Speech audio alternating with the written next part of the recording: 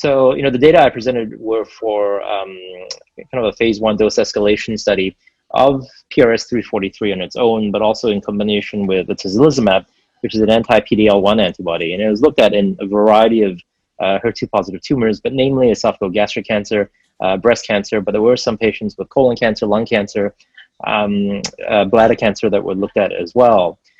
I think at this point, the data remain, relatively anecdotal in terms of the patient numbers, but at a minimum, it does appear that the construct is actually quite safe. The major side effect was an infusion-related reaction in about 20% of patients, but that really was grade 1 to 2, and therefore, pretty readily manageable. And there certainly were, durable responses that were seen in treatment-refractory tumors.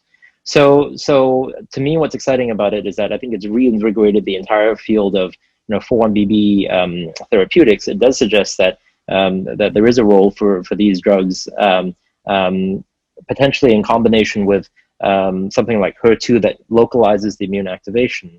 But unlike the numerous other promising anti-HER2 therapies that exist, it also has a different mechanism of action, and potentially may succeed where those failed. It certainly lends itself to combination with other targeted therapies, specifically other immune checkpoint inhibitors, but even potentially, chemotherapy or anti-angiogenic strategies. So, specifically based on the preliminary data, the follow-up study is going to be a study in HER2-positive gastric cancer, but as second-line treatment in combination with ramucirumab and paclitaxel, which is kind of the standard of care in that space.